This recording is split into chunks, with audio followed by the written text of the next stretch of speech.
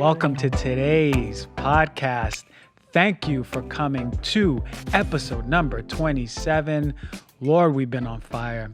And I'm so grateful, but I know that we've been helping so many people. The feedback has been incredible. The reviews have been incredible. The DMs have been incredible. The best thing that I hear is when you all tell me that you're binging on it, because then I know that you're loving something. Thank you so much for listening. Thank you so much for supporting the show. Thank you for telling everyone you love, everyone you care about, even your coworker, the one you don't really care too much about, but still want to help out. Thank you for telling them.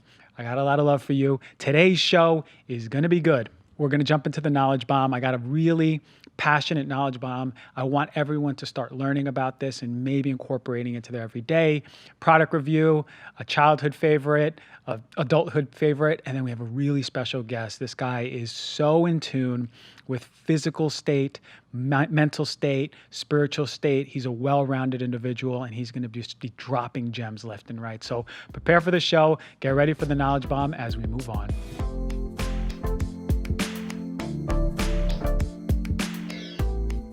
Okay, for this knowledge bomb, I had an overwhelming need to share with you all something that has been life-changing for me, something that I have been doing for so many years, something that has filled me with a lot of radiance, a lot of joy, really, really important perspective on life. Really one of the most powerful exercises that we can do, gives us control and understanding of our human experience. It makes us uplifting to others. We uplift others. Of course, this is the granddaddy of all the mind-body exercises. What am I talking about? I'm talking about meditation, okay? Oh no, another podcast on meditation. But how many podcasts talk about the mental, emotional, spiritual, and the physical, and the science behind it? This is what I'm giving you all, because I love you all. And I'm giving it to you straight. So meditation's been around forever. It's ancient. They say it's 5,000 years before Christ, but you know what? Probably even before that. Those are the first documentations of it. There is the spiritual benefits, right? And what do I mean by that? It brings you to a reality, right? The place of who you are, right? It introduces you to who you are. What are you? What is life? What is the body? You know, one of my favorite movie directors is David Lynch. He made a lot of these really off the beaten path, abstract, kind of creepy movies, but he's such an amazing director and he's in it. Like he's so about meditation, particularly transcendental meditation. But he made a really good quote. He said, the thing about meditation is, well, you become more and more you. Which is so true, because the more you do it, the more you get introduced to who you are and why you're here. And I think that's one of the most powerful facts of this whole thing, is that we can really be something really powerful, right? We're introduced to that oneness. Everything that you see, you understand your place in it, right? It dissolves this sense of self, right? And what I mean by sense of self, and it could be scary, right? Sometimes you don't want to dissolve your sense of self. You go, no. I am Christian Gonzalez. I'm a doctor in California, and I am my Instagram, and I am my podcast, and all of these false identities, right? That really aren't truly us. There's something that we're doing, like we're part of this play of life. But there's so much more depth to us, and that depth is what, when we are aligned with it, really brings out our true power. That is when we are our most powerful selves, when we know who we are. So I wanted to share with you that you can access that greatness, that power of who you are, right? And this is one of the quickest roads. This is like a shortcut. It's like, you know, when you drive and Google Maps goes, hey, we found a shortcut for you. Well, and you press yes and you accept it. Well, it's sort of like that. I want to introduce you all to the shortcut. I remember I saw this meme online. It was 4 little boxes, 4 pictures in a square. And in the top it says, what is it like to meditate? And it was literally a chocolate gorilla in a bowl of milk. And the chocolate gorilla is sitting there, and he represents you, and the bowl of milk represents nature and the universe. But the milk is hot, right? It's boiling because they're making chocolate milk or whatever. So 30 minutes into it, you see the gorilla getting a little distorted, his head sticking out, a little bit of arm sticking out. 45 minutes into it, you see just the head sticking out. And then after an hour, you got chocolate milk. And then there's a speech bubble like a comic book and says, oh, I am the universe, right? You become one. You understand your true nature. So there was a quote that said, prayer is talking to something outside of you, whereas meditation is when that something talks to you. And I can attest to that 1000%. So you find your power. You see how strong of a creator you are. You see that you're driving this human experience. And the more you meditate, the more your awareness goes to that truth, right? Like then, when you're an ophthalmologist and they're just switching and making things really blurry, and then they make it really clear, the more you get into that depth of who you are, the more clear really life becomes. It's really sublime, yet so blatantly powerful at the same time. So you become less reactive, right? When you're in a fight with your partner, you become less attacked because it's not about you. There's a bigger picture to it. You appreciate the fight with your partner. You appreciate the contrarian that you meet when you do an Instagram post or something. You appreciate the contrarian at your work who keeps criticizing you, right? Because you see that they're there for you. They're not against you. Crazy, crazy stuff. But as we move on, I want to explain something. We all know that the esoteric exercise of meditation is ancient. It really nurtures our spiritual body, our emotional body, our mental body. But look, I'm a doctor. I got to talk medicine. So let's go into the medical benefits. Why would I miss this? So it absolutely is nurturing to the physical body. The National Health Interview study of 2017 showed that U.S. adults use meditation in the past 12 months more and more. It's tripled from 2012 to 2017. And for children, it went up 9 times. So we are becoming more conscious of a society, which is great. We have so much more to do, so much more changes that we can make, but this is amazing stuff.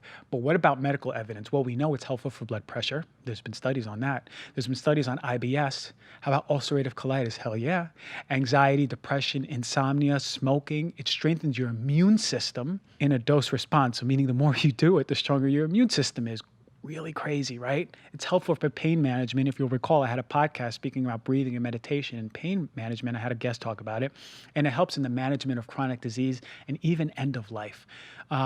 So many things physically, but I want to talk about one thing. When we have this meditation experience, we're experiencing something more than us, right? We are a wave, and then at some point, we see that, oh, wait, I'm not this wave. I've been the ocean. And that wave right across from me, 40 feet away, 20 feet away, 10 feet away, is still me. So when we're experiencing that, yes, we see something bigger than us, but we're having the stimulation and changes specifically in one part of our body, more than any. It's all throughout, but one part more than any, and it's our brain. And when I tell you what meditation does to the brain, your jaw might drop. First of all, when we're having these thoughts and these actions and our habits, they're lighting up different parts of our brain. But in meditation, in that meditative state, there's something called whole brain synchronizations, right? Both of your hemispheres act as one. That's already incredible. Because what's happening is it's causing an awakened but relaxed state, a deep and peaceful state, but a hyper-focused state at the same time. And that's the character of the brain acting as one, right? The goal is can we walk through our waking life with our brain acting as one? So let's go a little bit into the studies. Harvard University, meditation can change the structure of the brain. I just said that, but recall my podcast. Remember I spoke about neuroplasticity. This is exactly it. Meditation will increase the thickness of areas of learning and memory, right? But it'll also, at the same time, decrease in volume the centers of fear, anxiety, stress, right? The changes in the brain are seen not only objectively, right? You can measure it in these scans, but also subjectively by the patients. They're stating that, yes, no, I have less anxiety, I have less stress, and I'm certainly having better memory, right? So these are palpable changes that we can have. UCLA, folks who meditated for 20 plus years had more gray matter than folks who did not of the same age. Well, why is that important? Because it's important for memory, informational processing, right? It's basically preserving the brain better as we age versus folks who never meditated. And this is just 20 years and above. So if you start today and you're in your 30s like me, You do it for 20 years, by 50, you already have a better preserved brain than folks who never meditated.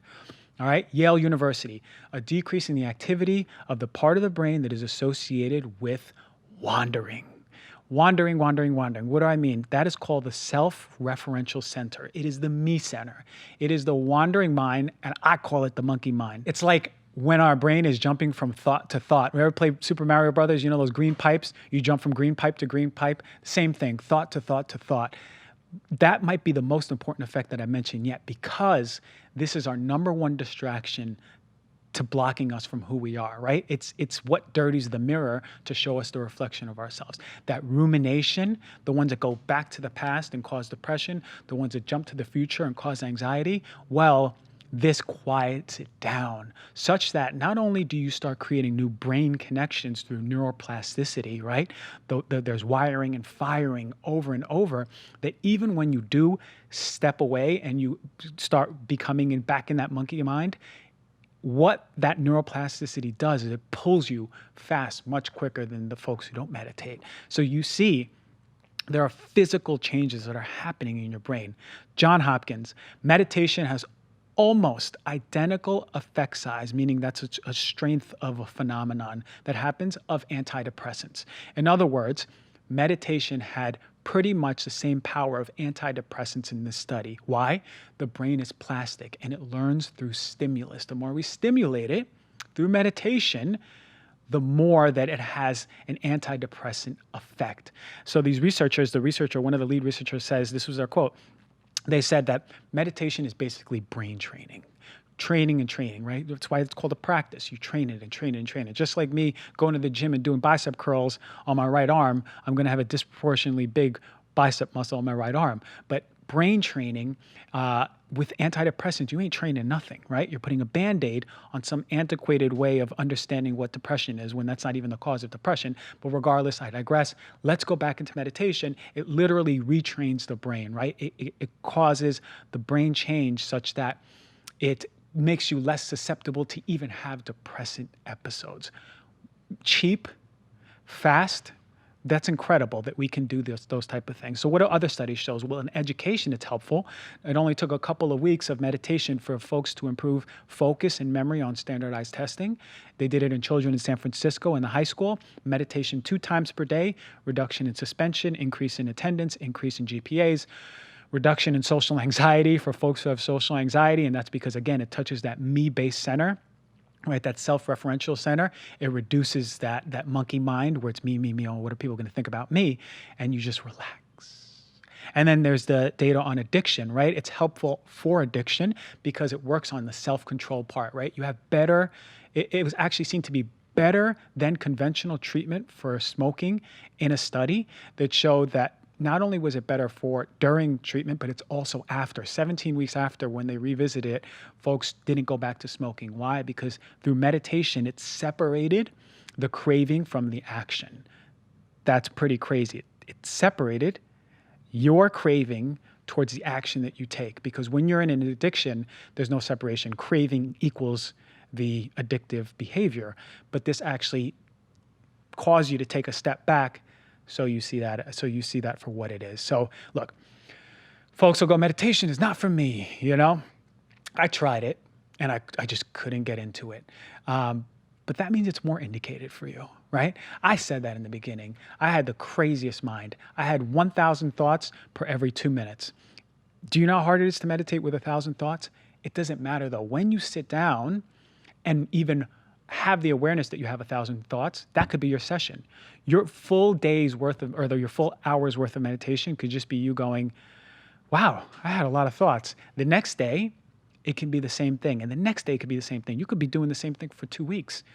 But at some point, you see and begin to see yourself separating and seeing your thoughts as not you. That's the first step. That's the first phenomenon. Because then you know you've made a break.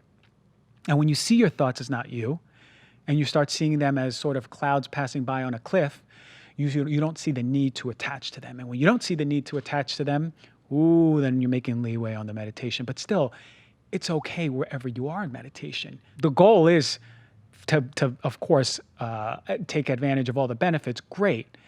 But regardless, the practice of meditation will come. The intention equals the action. It will come. Sit down, be alone with your thoughts.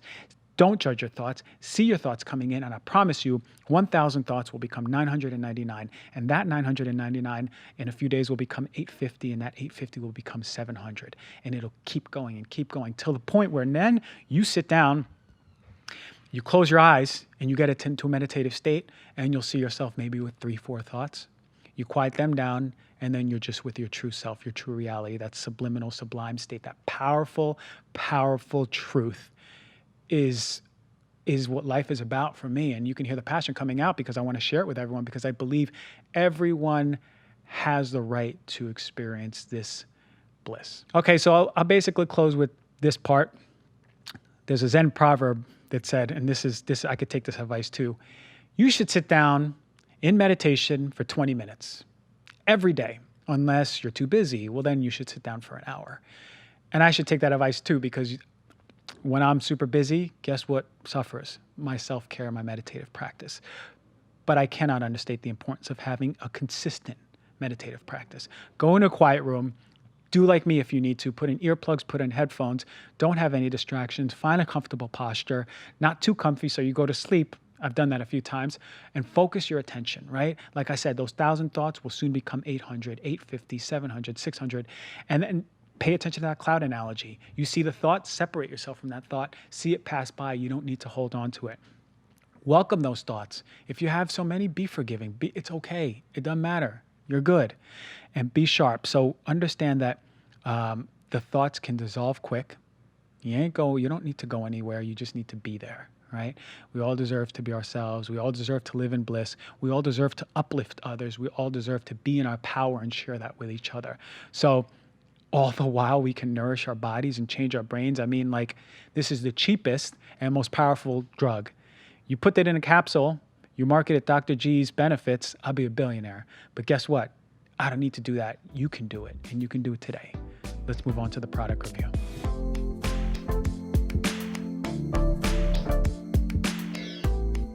Today's product review is on one of my favorite snacks since I was a kid, popcorn. I remember that my mom used to get me those microwavable popcorns every time I got a movie, and I'd put them in there, and there would be butter, and I'd add some salt, and I would just, that was my habit. And now we have so many healthier options, right? And I brought a few. I went to the local conventional market, but by conventional, I mean like not a Whole Foods or specialty one like that. But then I went to Whole Foods and picked up a few too. So I'm going to go over some popcorns and giving some advice on what to look for popcorns. And yeah, let's just jump right into it. Of course, the way I do it is going with the worst, because I like bad news first and good news second. So Pirate's Booty, aged white cheddar. You know what? I've seen it, but I never really took a really good look at it. But any company that has a motion picture on the front probably isn't healthy, right? You go to the supermarket, you see some cereals. If they have Lion King on the cereal, it's probably Frosted Flakes or something. So one thing already off the bat, we know there's no labeling. None of the labeling that that's my vibe, Dr. G's vibe, nothing. But it also says no artificial flavors or preservatives. And it's gluten-free. Thank you. It's gluten-free. Great. And it's baked with rice and corn puffs. Well, we all know about corn, and you know how I feel about corn. Majority of the corn in America is genetically modified. And you'll see that a lot of these corns do specify genetically modified and or USDA organic. Pirate's Booty does none of the two. It uses cornmeal as the first ingredient, likely genetically modified. Rice flour. Okay, I feel some sort of way about rice flour all the time, particularly if you go back to listen to Rice and Arsenic. I talk about that a little bit. But then we know that one of my mortal enemies, and I got love for everything, but still one of my mortal enemies is canola oil. Why is canola oil in here? You'll see that other companies use either sunflower oil, sometimes coconut oil, but there's no need for sunflower oil to be in this canola oil to be in this popcorn at all. And, you know how I feel about dairy. Dairy is destructive to health. No one should be having dairy, period. I'm not dogmatic about much, but I certainly am dogmatic about dairy. Why then does this have cheddar cheese, cultured milk, buttermilk, stuff that whey, right? And there's other ones that have, you'll see they'll have organic whey. But what we do know is all three of these, cultured milk, buttermilk, whey, all have an effect on the digestive systems, particularly whey, right? Whey has it causes a lot of gastric distress in the body, right? Good amino acids in whey, but still shouldn't be particularly, it's literally the remains of curdled milk, that liquid. So especially if you have digestive issues, you should absolutely be staying away from dairy in the first place. If you have hormone issues, you should be staying away from dairy in the first place. If you have acne, stay away from dairy. So this is not going to be lending to your health, this Pirate's Booty one. Natural flavor, how ambiguous is that? What is the natural flavor derived from? Can be synthetic natural flavor. Yes, absolutely. Citric acid, probably derived from corn. And, but it has organic black pepper. Thank you. That made my day. Pirate's Booty, please walk the plank and fall off my table. I just made that up. That was pretty creative. I'm pretty happy with that one. All right. Simple Truth Kettle popcorn. I got this from Ralph's. No artificial flavors. Pretty much the same deal. Not as bad, I don't think. But the first ingredient is popcorn. I would hope so. Why does it have sugar? Why does it have vegetable oil? Probably made from corn and or soy, some of the cheapest ones. It says it right here. Corn, canola oil. You already know how I feel about canola oil. Simple Truth is simply crap. All right, the next one is Skinny Pop, popcorn, white cheddar. Now we're just moving towards better options. Not necessarily the best, and I don't know if I would eat it, but this one says non-GMO. It's gluten-free, great. It does have the non-GMO verified label. So now I know that the corn in here at least is non-GMO. So if I was in the rush or starving and on the road, I might pick this one up. It's Skinny Pop. I'm assuming it's modeled after Skinny Bop, that Poison song. I've just dated myself a little bit. But yeah, look, here we go. Skinny Pop, popcorn, sunflower oil, natural, non-dairy cheddar flavors. Still, my big qualm with this is this. Regardless, it has cheddar flavor, non-dairy cheddar flavor. What the hell is non-dairy cheddar flavor? Where are you deriving it from? What are you mimicking to even mimic dairy? First of all, you know how I feel about dairy, but what is natural non-dairy flavor? So is it a synthetic? Is someone in a lab putting together flavors and going, there's your cheddar flavor, here's your natural flavors, right? So already a big alarm in itself. And then it has the natural flavors ambiguity. So look, it's non-GMO, great. You know, the corn, so I don't have to worry about the corn, but what else are you putting in there? Like, non-GMO does not mean that it doesn't have anything else synthetic. So the non-dairy cheddar flavor can absolutely be synthetic. So look, like, again, in the rush, need to eat at a party, sure, great. But let's get to the better ones, the ones that I would eat more regularly, all right? So the next one is Boom Chicka Pop. I know you know this one because they sell it everywhere. Angie's Boom Chicka Pop, right? Again, whole grain energy. Okay, great. Non-GMO, gluten-free, great. So I've had these before. They're pretty good, actually. Non-GMO, great. So now I know the corn is non-GMO. But what I feel much better about is thank you, Angie, that Angie uses very simple ingredients. Popcorn, sunflower oil, sea salt. Right? Sunflower usually is used over coconut for the most part, and you'll see it in most of these popcorns. They both have strong heating points, right? So they become rancid less readily than other oils, right? You wouldn't use olive oil in here, and that's why you don't see it. Regardless, it should be simple like this. Popcorn, sunflower oil, and sea salt. Much, much better. I could take a breath. Thank you, Angie. Much better product. Now, the Buddha Bowl ones, you've seen this one by Lesser Evil. They actually make some like Cheetos type chips that I use every now and then, but these Buddha Bowl ones, I like these. So I brought two, right? Because I think they reformulated it.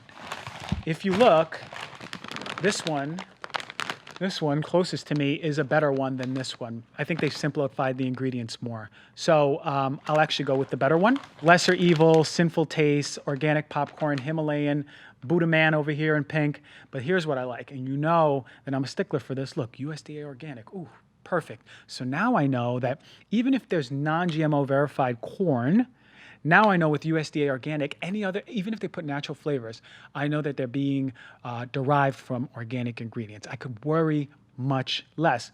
Gluten-free, perfect, because who wants gluten in their life? Even if you're not have celiac disease, you still want to stay away from gluten regularly. And it's vegan. Good, it should be. So look, organic, non-GMO popcorn, awesome. They use organic, extra virgin coconut oil, right? So coconut oil, in my opinion, or in most people who know nutrition's opinion, is going to have a better profile than sunflower oil, less inflammatory. And this one doesn't even have that high of saturated fat, 3 grams per 3 cups, right? So much better, right? I like the oil better that they use, and it has Himalayan salt. Simple ingredients, just like Boom Chicka, but it's a little bit better because of the oil. In my opinion, I like it a little bit better. Lesser Evil gets the award for, it is the lesser evil. It's not even the lesser evil of everything. It's the best of the best. It does have sinful taste. And so I probably won't return this one. I'll probably eat it on the road on the way home. So I really hope this helped you all out to look for popcorn. Remember, take homes, gotta have the non-GMO, at the very least, non-GMO verified in the popcorn, so you know that the corn is not genetically modified. Don't have to worry about glyphosate. The first 2 that I mentioned don't have it. I worry about that. And then you want to see simple ingredients, right? Like the latter 2, what we saw is just 2-3 ingredients. Don't have to worry too much. I love Lesser Evil, particularly because it uses coconut oil over sunflower oil. But still, both are pretty good. Go to the supermarket now. Now you know how to look for popcorn. Give your kids, give your family better options. Let's go. 2-hour special guest. I've been excited for this one. I can't wait for you guys to discover this special guy. So let's jump right into it.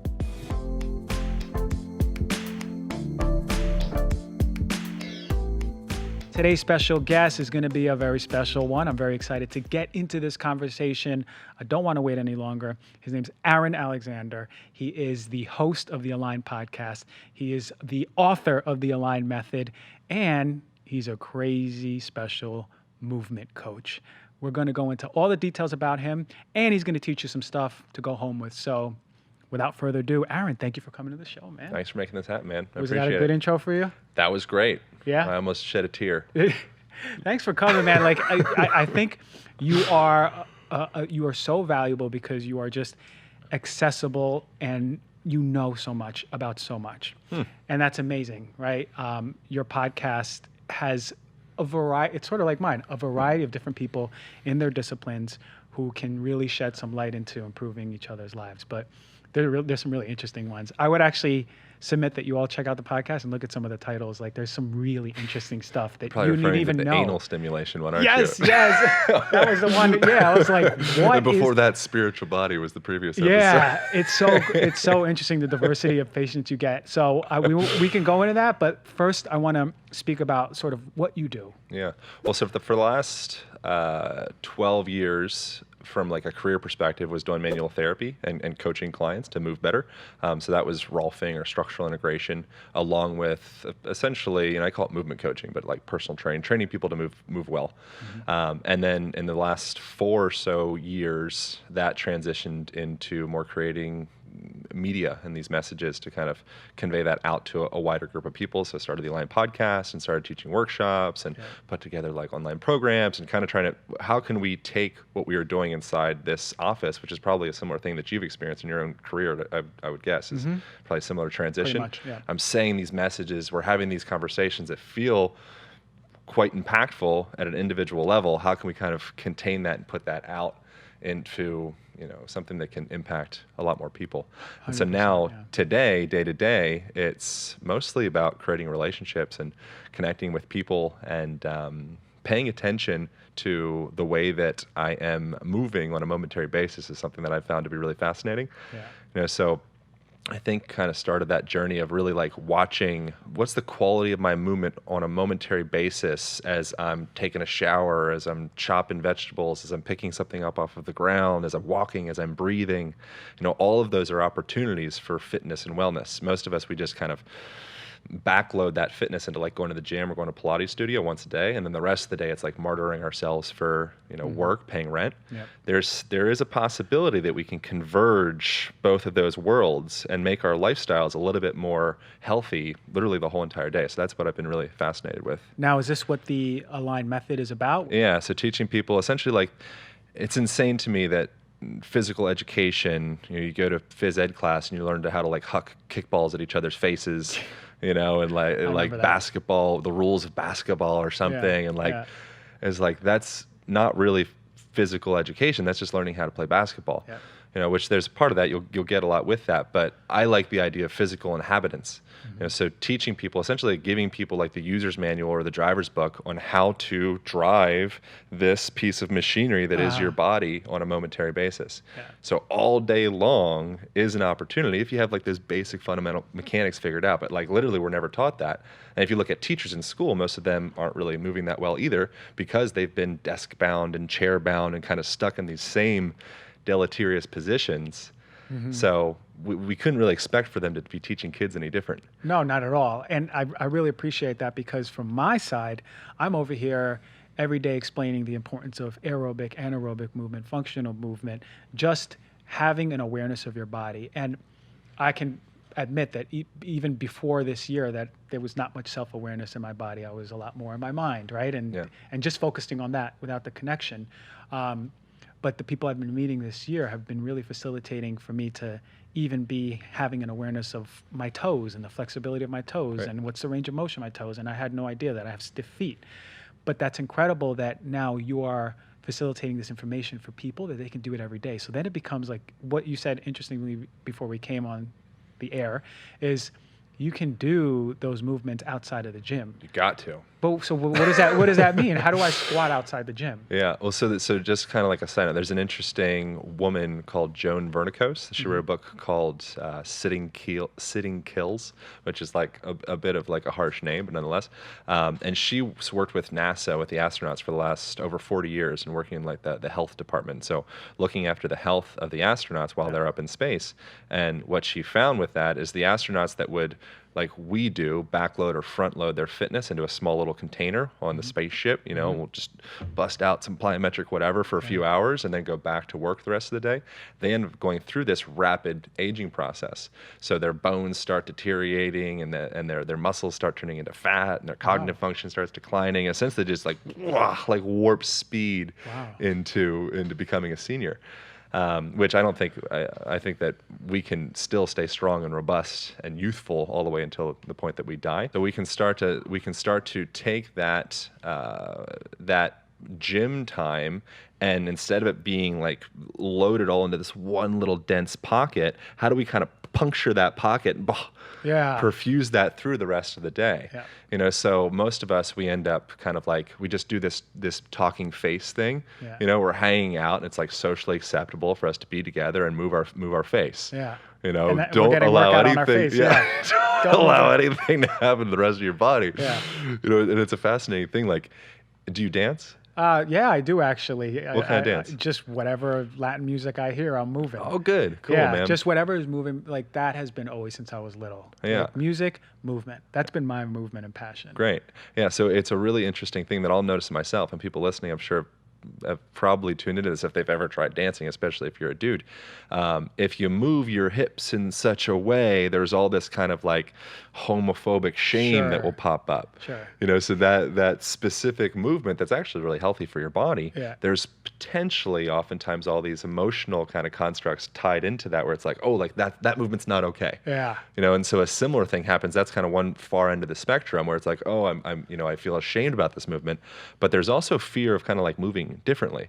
So anything when you're outside, and you're out in the street or you're at a conference or something like that, totally socially acceptable for you to hunch over and stare into your phone. If you do that, you're part of the tribe. It's totally cool.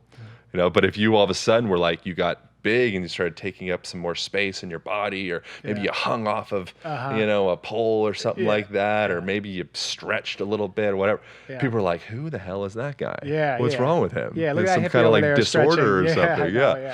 And so we're in a place because we all want to kind of stay inside of the tribe. Like that's the worst thing that can happen, is you get isolated, separated from the tribe.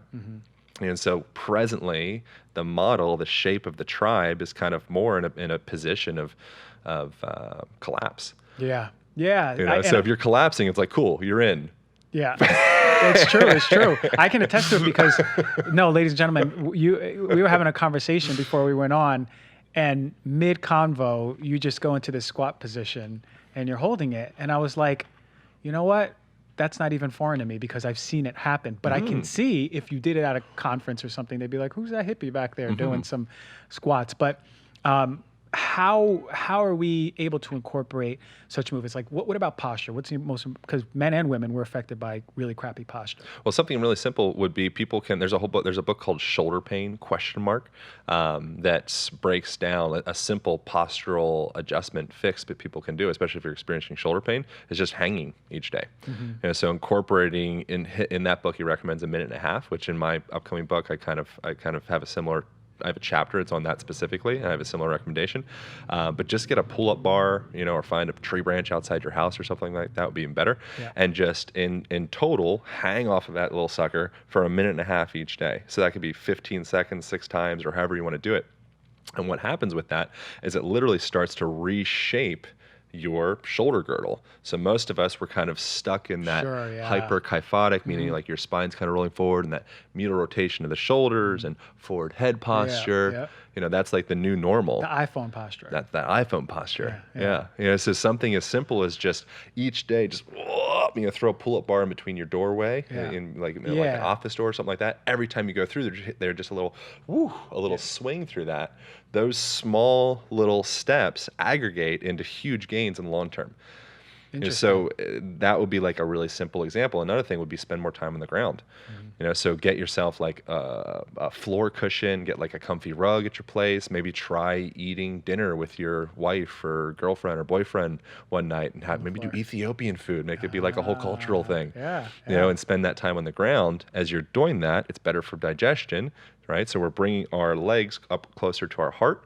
In order to digest food effectively, we need to have blood in our vital organs. If your blood's pooling up in your lower compartments, that makes digestion be more of a pain in the ass. Sure. So something that real simple, it would be a little awkward to like put your legs up the wall while you're sitting, but the rest of the world since forever has been eating on the ground. Yeah. This sitting up on the chair and just allowing your legs to kind of pull up with blood and lymph while you digest food, it's very strange. I love that. Yeah, it is a strange concept. It's so crazy how it's super normalized for us, but then the rest of the world over time has just been following these practices, and we're like, what is this? What is this weird stuff that I'm seeing? Yeah. That's amazing. You're gonna find. I'm gonna put up a post or a story, and you're gonna see me sitting Indian style. Yeah, eating. people are doing it. Tag floor culture. # floor culture. Is that right? People. I didn't repost it, but I just saw one from Argentina that they tagged me in today as like cultura el piso. Yeah. Floor culture. Cultura del piso. Yeah, cultura del piso. That's amazing. Yeah. I'm like, that's right. I love that. So like cultura. So you're really into breaking down those norms and getting in touch with sort of like you're barefoot right now. You walked in here barefoot. I had shoes. You had shoes, but I love that because I talk about grounding every single day, the importance of what grounding is. Yeah. Right? Because we see how powerful that is. But are you doing it for that reason or also for the functional walking? What about shoes? Your feet are, it's one of the most sensitive places on your whole entire body. So you wouldn't walk around the world wearing like mitts over your hands all the time to protect your hands, or you wouldn't necessarily do that with your face. But as far as the representation on your body map in your brain, your feet have a similar degree of sensory receptors as those places. So as you're moving through the world, you want those parts of your body that are sensitive to sense. Yeah. That's what they do. Yeah. So they're continually sending this millions of bits of information back to your brain, kind of telling you where you are in space. Imagine like a cat or a dog, if you put mittens over there, they're like, they march. They're like, what is going on? Yeah, so now look at a girl in Hollywood Boulevard wearing high heels. Wow. It's so funny. Like, whoa. Yeah, we don't even make these connections, but it's so true. How can you get back? Because it's true. I mean, medically, we know how many sensory receptors are there, and they just feed right back up to the spine and to the brain. Okay, so ladies and gentlemen, can you walk barefoot? Take some time, walk around home, walk around outside. Yeah, get a couple rocks in your, I mean, you could get like foam rollers or balls or whatever for your office, but just go out and find a couple like smooth rocks and put them, if you have a standing desk or whatever, put those rocks underneath your feet. And now you'll have this textured, contoured surface that was free. Now all of a sudden you're doing reflexology on your feet. Yeah. You can balance up on it. You can kind of take that load off your lower back because you're slightly flexing that hip on each side, alternating sides. Now you're starting to pump that your sacrum. You're moving Yeah. that cerebral spinal fluid up and down I your see. spine. Yeah. That just standing in a kind of stuck On your static keyboards. position all day. Yeah. Your body doesn't know what that is. Yeah. And I think there's also value in having a practice of staying still at the same time. Yeah. So in Qigong, it's called the Wuji position, which is just standing in place and kind of allowing your body, your parts to fall into position to actually find alignment. So kind of getting out of the way of all of the rules and the dogmas of what structural alignment is, Yeah. and actually giving your body the opportunity to sit into itself and see what alignment pops up. So a lot of what we're talking about thus far, I'm talking about is like kind of rules and baselines. Yeah. At some point, you need to let go of the rules and let go of the baselines And just be. and just be. I think it was it Jung? Maybe Jung might have said, maybe Joseph Campbell, maybe it was Jung. In order to find God, you have to become a heretic. So in order to find the truth of yourself, you have to let go of all the shit that you've learned at some point. Yeah, dissolve it, right? Dissolve it. So the stuff that you've learned brings you back to a point that it kind of starts to like distill yourself or let go of some of that static to the point that you actually have a chance at feeling into something that's a little bit more like in alignment. And then from there, ideally, you take the raft across the river and then eventually let go of the raft and you keep on marching. Yeah, that's cool. So we're using these tools and these tips to get across the river because we've been so far out of alignment for so long. But then eventually, get your Wuji position on and just kind of feel into what alignment feels like to you. I love that. Do you meditate yourself?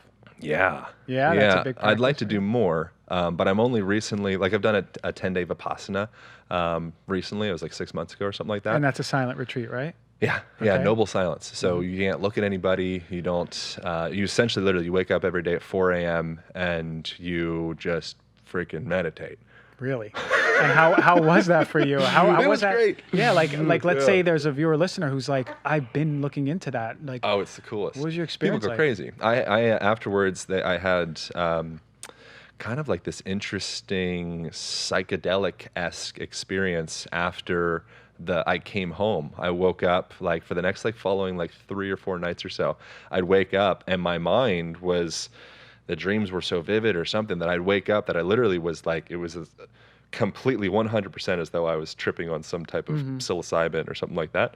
And yeah, I was like, it really, it turns your mind in directions that you won't, it can be surprising. At what point did it start getting difficult to not communicate and or just? Oh man, I'm weak the whole time. It wasn't until like the 9th day that I was like, oh, because it's like the what is that called? The what is that? Central governor theory. Tim Noakes, are you familiar with him? No, what He's is a the great theory? South African guy. So central governor theory essentially is if you're running a marathon or doing any type of endurance race, you have this central governor that you have a sense of where you are in the race. Ah. And when you get to the end of the race, all of a sudden your body's like, hell yeah, like feeling good. Yeah, yeah. And so yeah. your body quantifies, maps out what you're doing. Sure. And that's what dictates how tired or strong or whatever that you feel. I see. Like your body knows this is like the 5th mile now.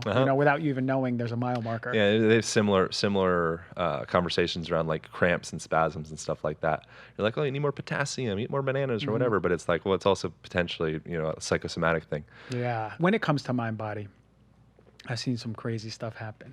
And it's usually the first thing that I recommend or intervene with patients first and foremost was a relationship between your mind and your body and how much of it is driving, right? These traumas or subconscious. How have you found that mind body plays a role in just physical well-being? Have you seen that? Yeah, huge. So there's an interesting study that was done in the University of San Francisco where they had students go into a hunched over position, and then as they were in that position, they asked them to think back into memories and see which memories were the easiest for them to access. And when students were in this hunched over, kind of like sad, depressive type position, it's way easier for them to access memories that feel kind of shitty. And when they go into more of like an upright, feeling strong and stable and stacked, like they won, they're on top of the woolly mammoth, they're like, wow, feeling good. All of a sudden, you go back into this catalog of like all the times you felt great. Wow. So Interesting. you could think of your body almost like a tuning fork. Yeah. So as you're moving through the world, you're continually tuning your thoughts, your feelings, your hormones. There's the other stuff with like Amy Cuddy, you're probably familiar with, the Harvard professor. She did I think it's like the second most popular TED Talk ever, where she was measuring testosterone and cortisol levels when people were in those similar positions. Yeah. I didn't know that was one of the second biggest TED Talks, though. It's very big. Whoa. Yeah, I think it was excellent. Yeah. It was If you beautiful. can cry on stage, you're gonna win. People just need emotional appeal. Yeah. That's to feel that. that's what we need. Is we need emotion, we need heart, we need connection. Yeah. So when there's like a little tidbit of like, wow, that's like a real person. It's like it's contagious to be around real people. Yeah. There's It's so so much, true. Yeah, there's so much trying to be a thing. So when you can get into something that's a little bit like, oh wow, it's like, wow, they're crying in front of thousands of people. It's like if you feel it in yourself. We're attuning to each other. We want to feel. Yeah, the body signals is so interesting for me. That San Francisco study that you mentioned, which I didn't even know about. That's awesome stuff. Yeah. Even like knowing that the team that lost a sporting event, they measure testosterone, it's lower. It's like, yeah, same when you get in a fancy car, when you put on fancy clothes. Right? Yeah, it's great to adorn yourself. Take a shower, do your hair up, like get your nails did, throw in some heels if that makes you feel good. Yeah. Just don't wear them all the time. But whatever you need to do to put you into that pocket of like, damn, like you're feeling it. good. Yeah. Like whatever that is to you. Yeah. Do that. Yeah, do more of it. Yeah, do more of it, but be aligned. This is what I always say, like, do exactly what it is, but like, be aligned that what your true self is and who you are in relation to that, right? Like, you're not your heels, you're not you're So how does one encounter their true selves? I believe one of the fastest ways is through persistent meditation. Right? That's what everybody said forever. Yeah, but you know what? There's even instances where there's traumatic events where people face like some sort of reality where time stops. I always say when time stops, like there's people who are like adrenaline junkies. But for me, it's like, what are they addicted to? Are they addicted to the adrenaline, or are they addicted to that they've facing and meeting their true selves, right? Because there's no presence of time, right? You're literally in a state where you're just hyper there. You're hyper present. And I think that's some of the most incredible things. So there's different routes, but for me, it's like, man, meditation, it's like, it literally can change your brain. We know that. And I go over all of that. Increases the gray matter in the hippocampus and decreases the amygdala. Yeah. Like literally changes the structure of your brain. You're literally less fearful about things, which is incredible. And you're more empathetic and more connected. And that me, like the me driver, the rudimentary, or the monkey mind, it just relaxes a little bit. Have you heard of toxoplasmosis? Yeah, for sure. Yeah, so as you're saying, like it's, well, they're doing it because, it's like, well, maybe they have got a fucking parasite. Maybe the parasite just took over, huh? They're just taking over. Yeah. And they're trying to get that person to get back to some cat intestines. Yeah, isn't that crazy? It's like maybe you'll get an intuition and eat some more cat, and we'll restart the cycle. Have you ever talked about toxoplasmosis on here? A little bit. I've done it on Instagram, which is crazy to just talk about the power of what a parasite can do. Yeah. I also saw something really crazy as a side note. Now I don't know how we got on parasites, but it's good. There's a snail with these like googly eyes, and when the parasite takes over, the snail eyes turn into swirls. Like it looks like a barbershop swirly thing, black and white. That attracts the birds. The birds eat it. The birds get infected. They poop out, and then more snails eat the poop, and the cycle begins over and over and over. Man. Isn't that crazy? So like we never know. Like, are we occupied by bacteria or bugs, or like how much of our mind, body, or motivations are part of that? It's crazy. There's another one. It was a hornet, and I believe they infect roaches think it's roaches, something crickets, roaches, something like that. Some critter with an exoskeleton that the hornets can put their eggs inside. Oh, wow. And they get on top of this creature, whatever it is. You look it up on Google, and they get up top there, and they essentially almost it looks like they're like mating with it, and they inject this neurotoxin into it, and then all of a sudden the critter, whatever it is, call it a roach. I don't think it's a roach. Yeah. But it becomes like completely docile, and it's kind of like after having sex in a way, you know, and it's like, and the hornet's like, come with me. Oh, and they're like, yeah, sure, hypnotized. whatever. Wow. And then it takes it back to his burrow or his cocoon. The hornet puts the eggs inside of it, and then it grows inside of that creature. Whoa. Yeah. So the only reason I'm saying that is kind of just to go back and forth with like the weird things that happen in nature, but I continually question what is controlling this whole mind, body, thoughts, feelings, emotions, directions. Yeah, I love that. Who's in control here? Yeah, the environment really is forming it. You know, the medium is the massage. Have you ever heard of that, Marshall McLuhan? Yeah. Are you familiar with that? Yeah. Shut the heck up! Really? Where did I see that? Facebook? I don't know. I think there was a Facebook thing about that. Like, I get my eyes on everything, and I have like a photographic memory, so it's like I see all this crazy stuff. But anyway, I love that you brought that up. Like and I love that you question, right? Like, where are we to just accept? That's what I did in medicine. I go, I don't believe that. I'm gonna look at it myself and see how I feel about it. Yeah. And I've always been questioning since I was a kid. But you know, like, we have this human experience, and it's filtered through this nervous system, and then we believe that we're this body. But I do believe that there's more. We're like in this ocean that's something way deeper that connects us all. Yeah. So. I believe that is in control. That is unfolding our life, and we're just there. We're on the ride. We're experiencing. I was reading. It wasn't Biology of Belief, but it Bruce. was. Oh, he's amazing. Good. Yeah. You all have to read that too. It's that was one of the first books that really like turned me on to thinking about kind of weird stuff like this. Yeah. I was like 14 years old or something like that. It's amazing. I discovered psilocybin and Biology of Belief in the same year. Oh, what a year. That's a transformative year.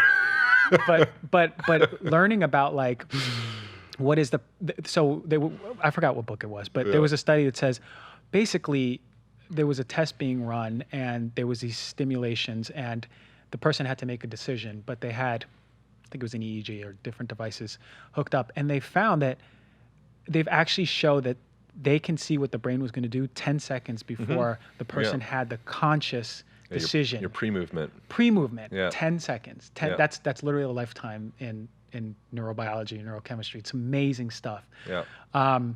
So it's like, yeah, you're right. You're absolutely right to question who is in control, what is going on. But I don't know how we got here. We were just talking about feet, and now we ended up here. But it's amazing. I like it. Yeah. I dig it. And I think that you can start to tap into that pre-movement stuff with, if you habituate yourselves, like when shit hits the fan, you have the plan until you get punched in the face, and then you just fall back on what's like deeply ingrained. Yeah.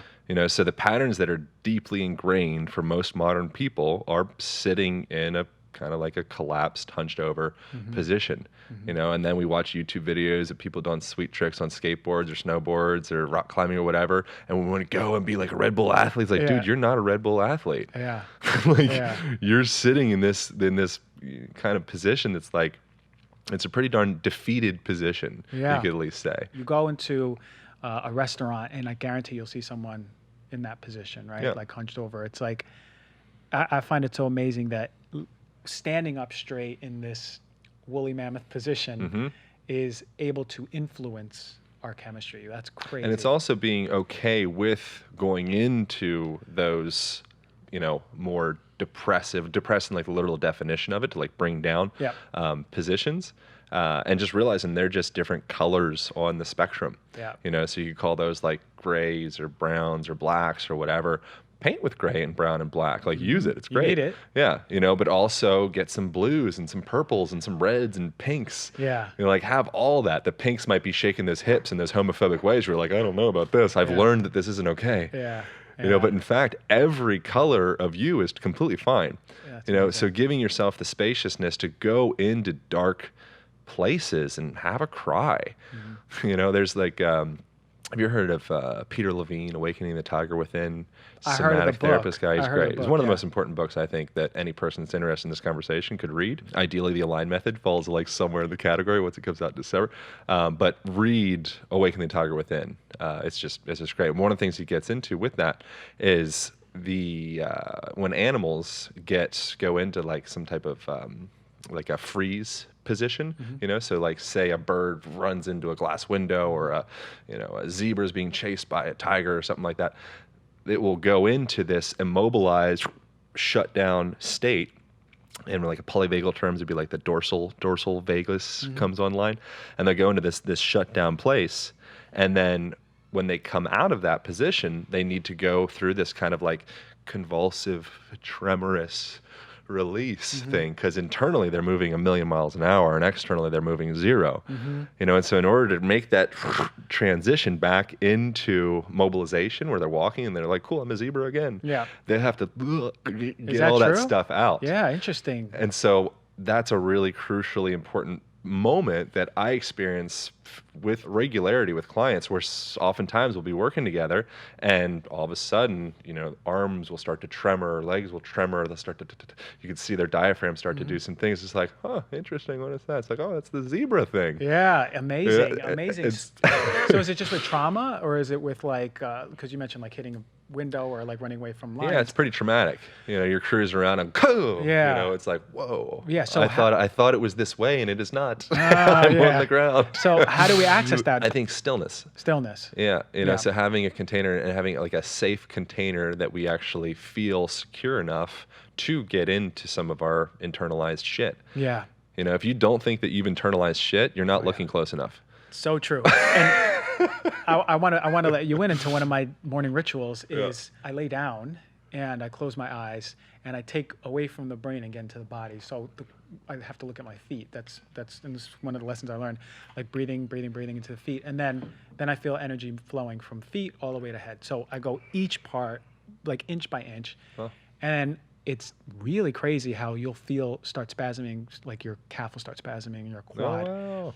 Usually for me, when it hits my stomach, which I know that's where I hold in trauma or I hold in stress, there's a lot of movement to the point where sometimes like I'm like, am I having a seizure? Like, is this what a seizure feels like? Because I feel that energy flowing so hard. Cool. So hard. And you don't want to be scared of it. No, not Just at all. Let it go. Let it run its course. Let it run its course. Yep. And usually I'm breathing with it, and then it's crazy. It's like a valve of air is just released because I'm like, Yeah, and if you encounter someone that maybe they just got into a bike accident on the road or something like that, and they're going through one of those experiences, the typical tendency for people is, and I've used to be this way, now I'm not, but is you always want to help.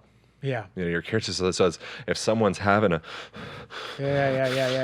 moment, you're like, okay, how do we stop this now? Like, yeah. There's a whole nother avenue. It's like maybe your body's doing what it naturally needs to do to purge this internalized stress, and this is a perfectly fine opportunity just to like sit and maybe put your hand on their knee and be with them. Yeah. Oh, I love that. Yeah. All right. I mean, we can all relate to that, right? Like, when we were kids, we've all rolled our ankles and we're like shaking a little bit, but taught by society, hey, you're a man. Yeah, people, especially like from the masculine perspective, we're always wanting to fix. And it's like that's our comfort level. It's like, okay, like I got my toolbox and I got my schematics and like I'll fix it. Yeah. And sometimes really what a person needs is just space and care.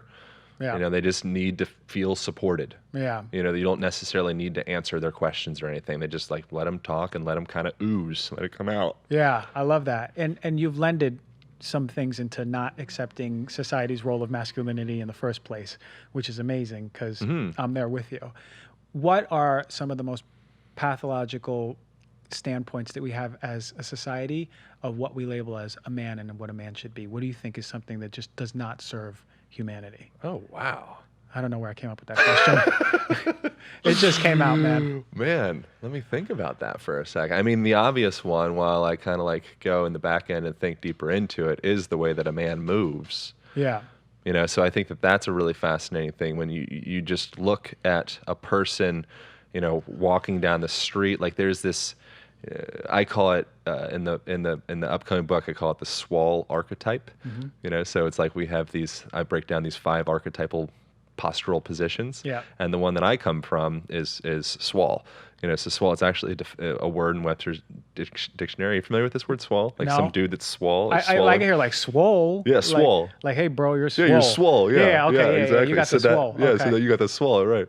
So that swall position, essentially, it's like you puff your chest out, Sure. you roll your shoulders back, and you kind of waddle like you got like a stick gently placed up your ass, and you kind of waddle down the street, and that's the move. Yeah. And what you're doing is you're just showing you want the world to know that you're strong and, stay back and you can take care of it. Yeah. And, like all that, like you're very capable. Yeah. But everybody knows, like if you're in that position, you're actually, maybe not everybody, but the way that I see it is that position typically is an indication of insecurity. So you're showing the world that you're this way because underneath that, oftentimes, at least I can only speak for myself, I was like a scared little boy. Yeah. Yeah. Trying to pack on superficial slabs of muscle to show people that I was in control. Sure. I think underneath that position of waddling down the street, there's a more natural position that exists that it's not the standard norm of what we see on the front of like Muscle and Fitness, or the front of like fill in the blank Muscle Mania, whatever magazine. Yeah. On the front there, you just see swole man. Yeah. And oftentimes, really, what that position indicates is scared man. Yeah. But we identify with like, okay, that's what it means to be a man. You have to waddle down the street and have all these unnecessary slabs of meat on your body, and then I'll be enough. Yeah.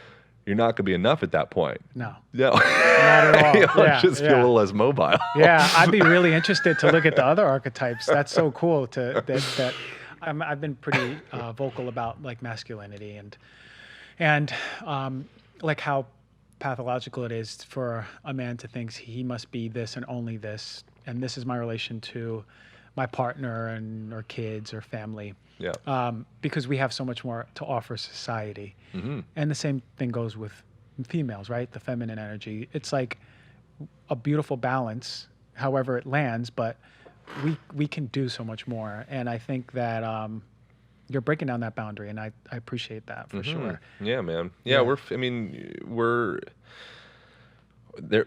Just because you have a specific type of genital doesn't mean that you're any more or less masculine or feminine. Like that quality is something that's shared by people with a vagina or a yoni, or people with a cock. Like you can have those qualities in either side. Yeah. And I think that sometimes we get confused of like, okay, I am a man, so this is who I have to be. It's like maybe you happen to have a penis. Yeah. And it would be of value for you to explore one of those feminine aspects of yourself. Yeah. And the same thing can go with the female. And what we're always looking for is we're looking to kind of like balance those polarities. Yeah.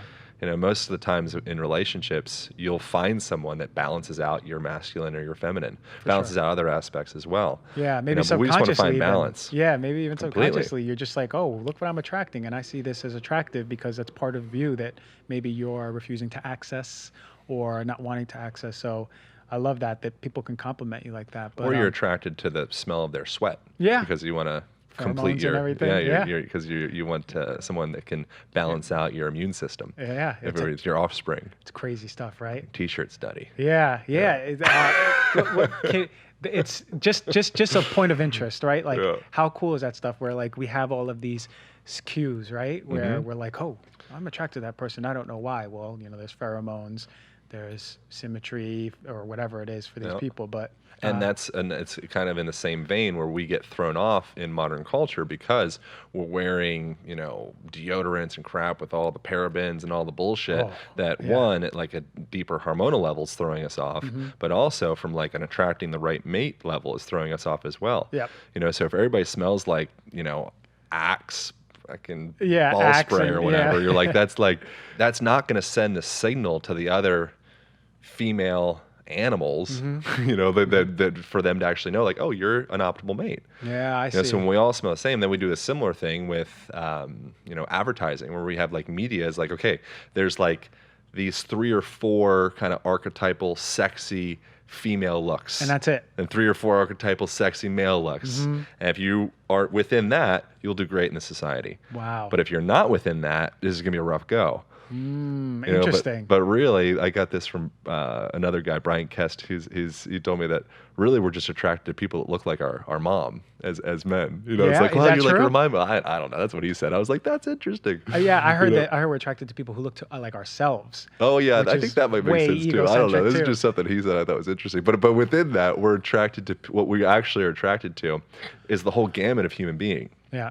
You know, but what media does is it kind of puts us into this kind of like bottleneck Yeah. of like, nope, you're attracted to, of the 7 or the 3.5 billion potential people, there's like 500,000 that like they're the good ones. Oh wow. Yeah. You know, and really, if we take all that media stuff out of there and we take all the Axe ball spray off your body, Yeah. then all of a sudden it's like, oh, it's a bowl. Yeah. It opens up. It's like, wow, I really love everybody. Yeah.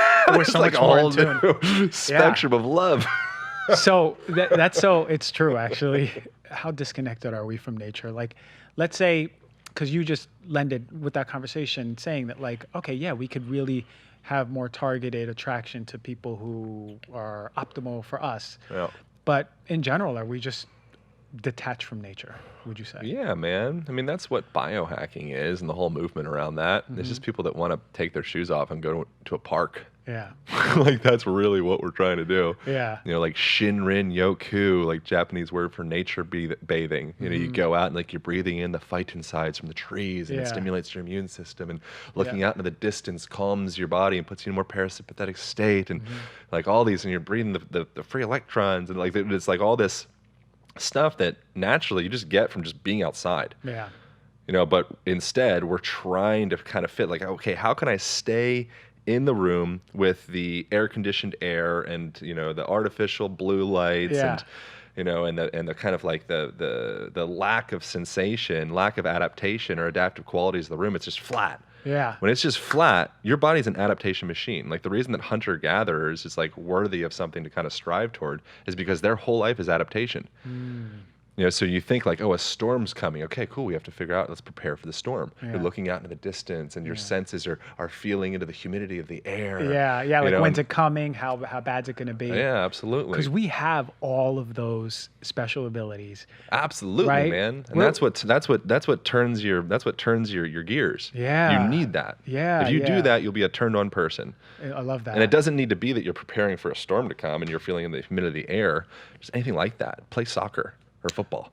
So is it You something know? like that? So you're saying one of the quickest ways to turn on those gears is, you know, not many of us are going to go live in a cabin in the woods, walk barefoot, Yeah. and do all these Yeah, things. it's unlikely. How can we do those things at least gently to start introducing them to our lives? You know, like make that be a normal part. Like start putting your calls, batch your calls into, cool, sweet, I have these 3 calls. Each one's going to take about 20 minutes. Awesome. That's an hour walk. It's going to be great. You know, so I'm going to go out and then I'm going to take my sunglasses off, you know, because I want that sun to actually hit my eyes and hit my skin and, Yeah. you know, hit the super chiasmatic nucleus and stimulate dopamines and Yeah, yeah. serotonins and like activate my neurochemistry because I am essentially like, you know, I run on the sun. Yeah, you've evolved with it. We you know? are the sun, Yeah, man. we know how to do it. You know, so all of a sudden it's almost like an autoimmune disease. Yeah. You trying to protect yourself and push away from the sun. It's like, no, you are the sun, Yeah, man. yeah, Where do yeah. you think you came from? Yeah, it's true. You know, so, It's so you cool. know?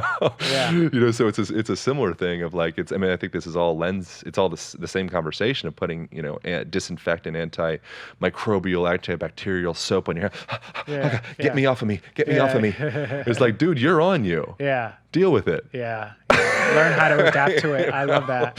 It's so true, man. So we could do that. All right. So get in touch with nature. Go for a walk. Take off your shoes. Be in the sun. These are simple, cheap things that we Yeah. can all do. Yeah, put your workstation near a window. Okay. And open it. You All know, right. because when you have the window down, you're blocking, I think it's UVB light. You're blocking a percentage of the frequencies of light. You know, so your body's built, it's built to adapt to actually being able to absorb the whole spectrum of light. Yeah. When you block out one specific part, much like eating a supplement, it's all the same conversation. Oh, yeah. All of a sudden, everybody's like, "Whoa, what is this?" Yeah. Like, okay, we can figure it out because we're super adaptable. But shit, man, like, Yeah, can you get it from food? can't you please? just eat some, steam some kale? Yeah, eat an Like, orange. We're good. Yeah. Eat an orange instead. Yeah. I'm that's why I'm a Whole Foods crazy man, because that's what I'm about. Yeah. All right, yeah, putting it by the window, getting Yep. some And be air, on the getting ground as you're sun. by the window. Being on the ground. Yeah, so put your computer on top of chairs happen to be the perfect height for a floor sitting desk, so your chair becomes your desk, so you don't need to spend any more money. And then your chair, like the part that you actually put your butt on, becomes a foam roller, becomes a yoga block, becomes like a bolster or a few something. pillows. Yeah. You need, as you're sitting on the floor, it's really important that you do it well, or else you're just not going to do it, and you're going to probably not make things worse, but it's just not going to be, you're not going to keep doing it if it's not comfortable. Yeah. Your hips need to be above your knees. If your hips Okay. are above your knees, so if you put like a golf ball on your femur, on your thigh, it would Yeah. roll down towards the knee. If that's happening, then you're going to be on the front edge of those sit bones, the ischial tuberosities. Yeah, yeah. And if you're in that position, now you're stacking your spine up, so you're in that strong, stacked I see. diaphragm's coming online. You're getting full breath of air. You're essentially in that like woolly mammoth Yeah.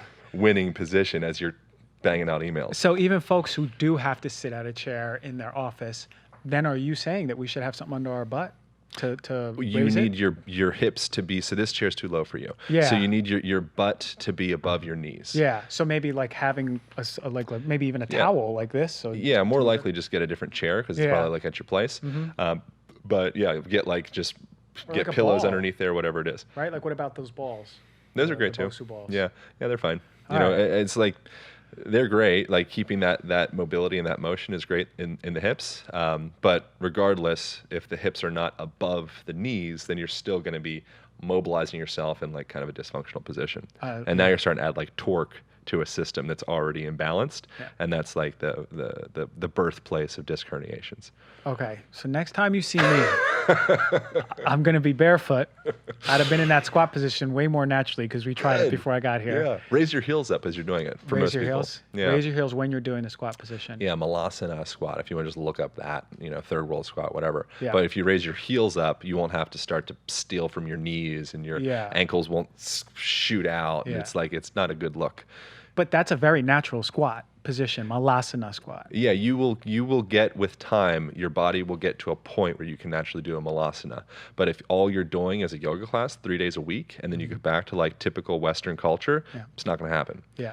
But if you start to integrate yoga, just the literal meaning of the word, like yoke or use or union, integrate that or integration into your life, now you're woo. Yeah. Now you're cooking with fire, grease, or whatever the term is. Yeah. Now you're like, we're moving now. Yeah, so you would suggest, let's say if someone coming home and they want to watch Game of Thrones, the last episode, can they go in the malasana squat instead of sitting down? Yeah, for a they're little probably bit? not going to stay there, but so go in a just malasana practicing squat, that? doing a straddle position, so your Okay. legs are going out wide, going to 90-90 positions. Now you're Okay. mobilizing both of your hips. One hip's going into internal rotation, the other hip's going to external rotation. Oh, okay, 90-90. Yep, then go into like a seiza, like Japanese, like kneeling position. Yeah. Then you go into a toe sit, then you can do a malasana. Yeah. Then maybe you want to get up and take a pee or make some tea or whatever. And so that's essentially like it's like a Turkish get up in a way, because you're back and you get all the way up. It's like, wow, that TV session, You I just became functional. I just worked myself yeah, out. that's amazing. Yeah. So it's cheap and you could do it at home, so long as so where can people learn more about all of these poses? Do they go online? Do you have a resource? Because Yeah. So I have a 5-day movement challenge where I break down all this, most of the stuff that we talked about so far. So like the hanging and the breathing and the floor time. So that's just at alignpodcast.com. It's the very first thing you'll see, a 5-day movement challenge. It just breaks each of those down. Yeah. The videos are all like really well done and kind of like silly, which is fun. Yeah. So it's like they're interesting. part of your personality. Yeah. That's cool. Yeah, that's the authenticity of like I try to bring my true self here too. Yeah. You brought me a band. What does that band do? Oh yeah, thanks man. Thanks for mentioning. So it's a heavy-duty resistance band, and then it has a door anchor, and essentially what that allows you to do is allows you to mobilize all of your joints when you are traveling in a hotel room. You could attach the band to like the side of your car or a closet door. I at my place keep the band just hanging off of a closet door, and that way as I walk by, I can put it around my shoulders and kind of pull the shoulders back and put it around my wrist and kind of open up some of that carpal tunnel stuff. So essentially it's like, I consider it to be like one of the most important travel tools any person can have. And it's easy. You could just roll it up and put it in your suitcase. Yeah, it weighs nothing. You know? So if you have that and a lacrosse ball, like, you're good. Yeah. So what about and I wanted to bring that up before we go. What about the lacrosse ball? What do we do with it?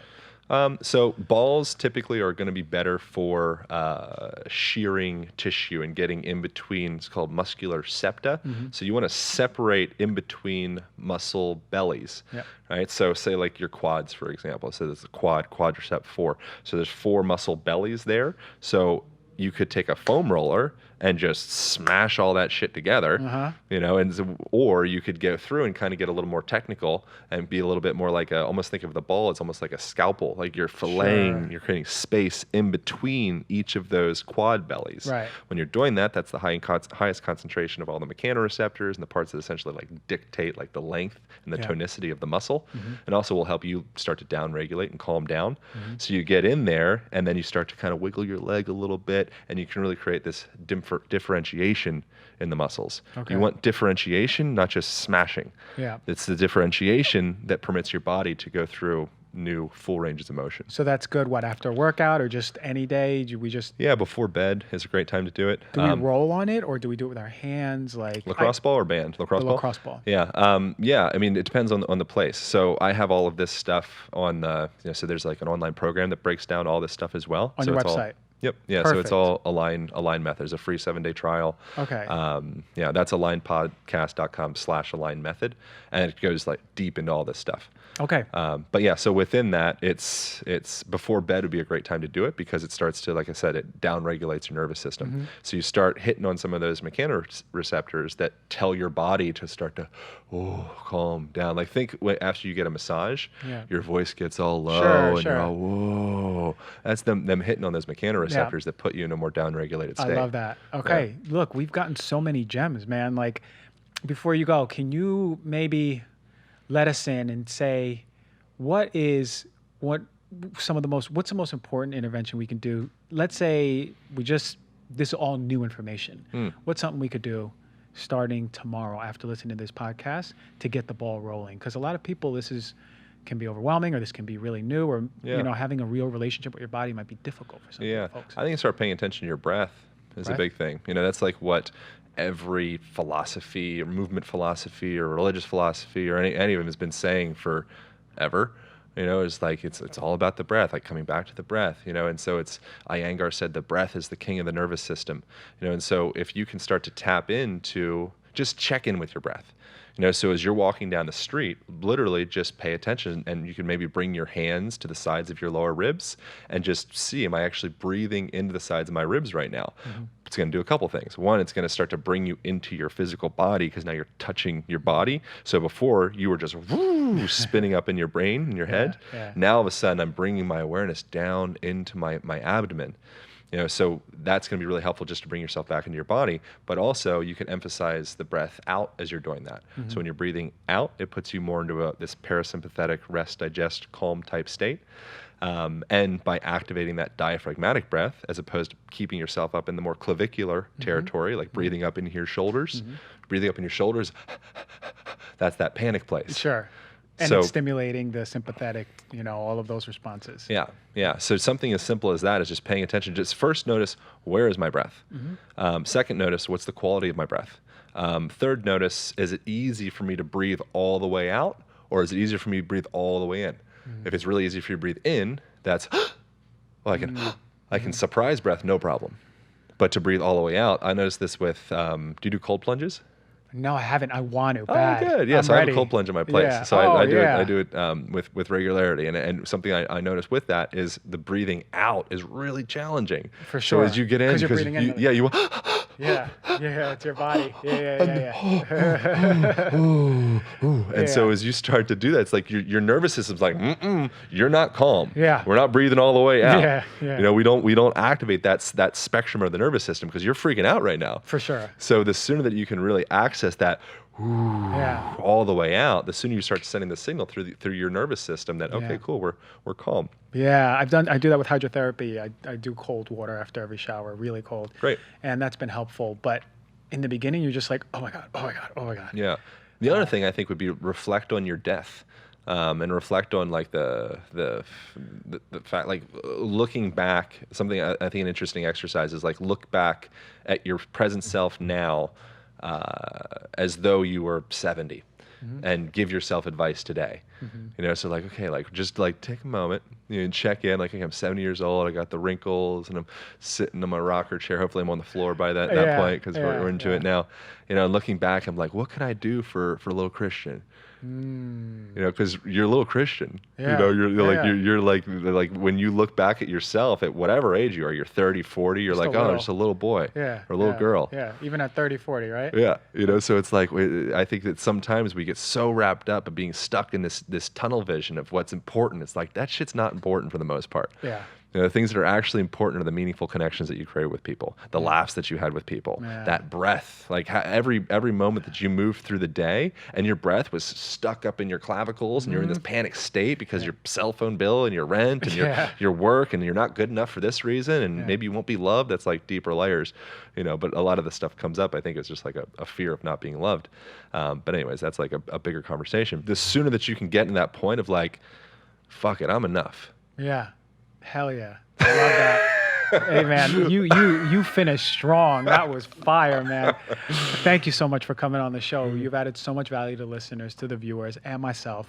I'm in deep gratitude for our conversation for sure. Thank you, brother.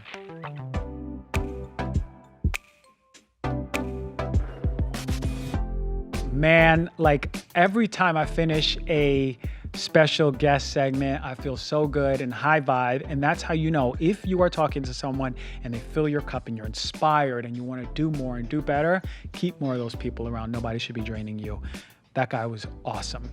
Check him out, follow him, go on his website, do everything you can because he's adding a lot of value to the mind, the body, and the soul. Hope you enjoyed this episode. Next week, I'm coming with the fire. Thank you all for listening. Rate, review, subscribe. Giving love to yourself, giving love to others. Hug yourself, hug your mom, hug your dad, hug everyone. I love you all. Goodbye.